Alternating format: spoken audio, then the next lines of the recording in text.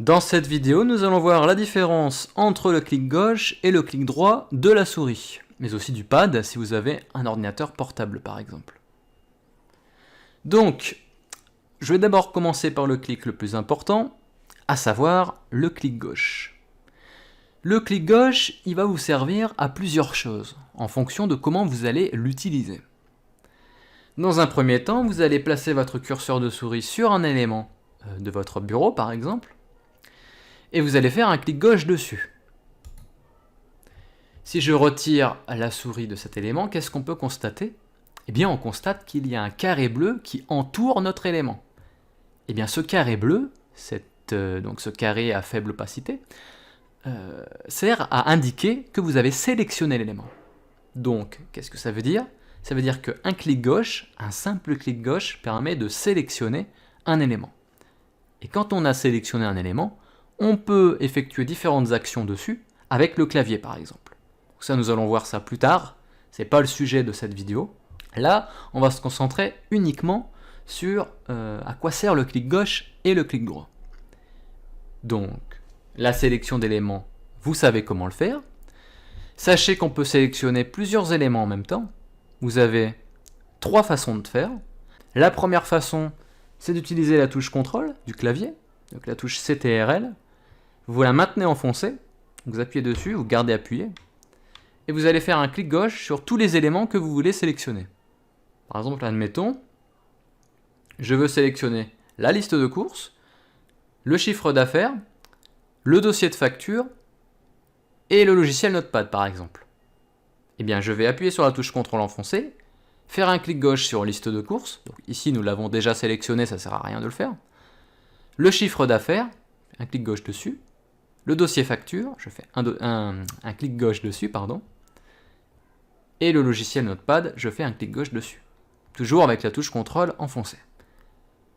Je peux relâcher la touche CTRL, et comme vous pouvez le voir, mes éléments sont bien sélectionnés. Si vous avez oublié de sélectionner un élément, et que vous avez relâché la touche, eh bien réappuyez sur la touche CTRL, et une fois que vous avez appuyé sur la touche CTRL enfoncée, vous pouvez refaire un clic gauche sur un élément que vous avez oublié. Par exemple, la photo de chat. C'est important parce que si vous n'appuyez pas sur la touche CTRL et que vous faites un clic gauche sur un élément, eh bien ça va désélectionner les autres éléments. En fait, Windows va comprendre que vous voulez sélectionner uniquement cet élément. C'est pour ça qu'il faut utiliser la touche CTRL si vous voulez sélectionner plusieurs éléments. Donc pour désélectionner un élément, donc pour enlever la sélection, vous faites un clic gauche dans le vide, ailleurs. Comme vous pouvez le voir, le carré bleu n'est plus là. Donc ça, c'était pour la sélection de plusieurs éléments. Sachez qu'on peut aussi utiliser la touche Shift, donc majuscule. Cette fois-ci, ça marche différemment. C'est pour sélectionner plusieurs rangées d'éléments. Alors, vous allez faire un clic gauche sur le premier, ici par exemple. Vous allez maintenir la touche Shift enfoncée, donc majuscule. Et vous allez cette fois-ci sélectionner le dernier élément. Par exemple ici, Notepad. Et comme vous pouvez le voir, on a juste sélectionné deux éléments. Pourtant, ça nous a sélectionné tout le reste. En fait, il faut savoir qu'à partir du moment où on utilise la touche majuscule pour sélectionner des éléments, ça va nous prendre tous les éléments situés sur la ligne, ici, sur la ligne ici, sur la ligne ici, jusqu'à la fin. Ici, donc on avait sélectionné Notepad pour la fin, et ça nous a sélectionné tout ce qu'il y a entre les deux. Vous voyez? Et enfin, on a une troisième façon de sélectionner les éléments, c'est avec une zone de sélection. Il suffit pour cela de faire un clic gauche avec la souris dans le vide, et de le maintenir enfoncé, donc de maintenir le clic, et de déplacer la zone sur les éléments que vous voulez sélectionner. Vous relâchez le clic, et vous voyez, nos 4 éléments ont bien été sélectionnés. Si vous refaites une zone, ça va désélectionner les premiers éléments pour vous sélectionner les nouveaux. Si vous voulez sélectionner plusieurs éléments avec cette méthode, vous devez maintenir la touche CTRL enfoncée, comme on a fait tout à l'heure, et refaire une zone de sélection. Relâchez, et comme vous pouvez le voir, nos précédents éléments sont toujours sélectionnés. Maintenant, sachez aussi que le clic gauche sert à déplacer des éléments. Comment faire ça? C'est très simple.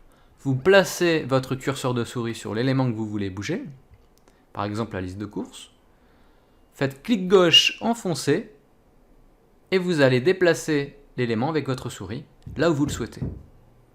Une fois que vous avez trouvé la place qu'il lui faut, vous relâchez le clic pour placer l'élément à la position souhaitée. C'est tout simple. Donc là, je vais remettre l'élément là où il était. L'avantage de sélectionner plusieurs éléments, comme on a vu tout à l'heure, eh bien c'est justement de pouvoir, par exemple, les déplacer tous en même temps. Par exemple, je vais faire un clic gauche enfoncé sur l'un des éléments sélectionnés. Je vais déplacer mon curseur de souris ici, et comme vous pouvez le voir, quand je relâche le clic, eh bien ça me déplace l'ensemble des éléments qui ont été sélectionnés justement. Donc je vais remettre cet ensemble ici. Sachez aussi qu'on peut faire d'autres actions, comme par exemple supprimer un ensemble d'éléments. Il suffit pour cela de sélectionner les éléments que vous voulez et d'appuyer sur la touche Supr du clavier. Ça aura pour effet de supprimer ces éléments. Donc ça, je vous dis ça maintenant. J'aurais dû attendre à vous de vous en parler, mais je me suis dit que ça allait être intéressant pour vous de le savoir le plus rapidement possible. Si vous vous êtes trompé, que vous avez supprimé ces éléments et que vous voulez revenir en arrière, faites CTRL Z en même temps. C'est un petit raccourci clavier, on appelle ça. CTRL Z en même temps.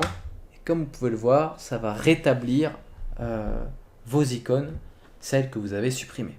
Par contre, il faudra juste les remettre au bon endroit. Ce que je m'apprête à faire. Alors, je les ai décalés un petit peu plus sur la droite, voilà. Enfin, sachez que le clic gauche vous sert à ouvrir vos documents, vos dossiers et vos programmes. Comment faire ça?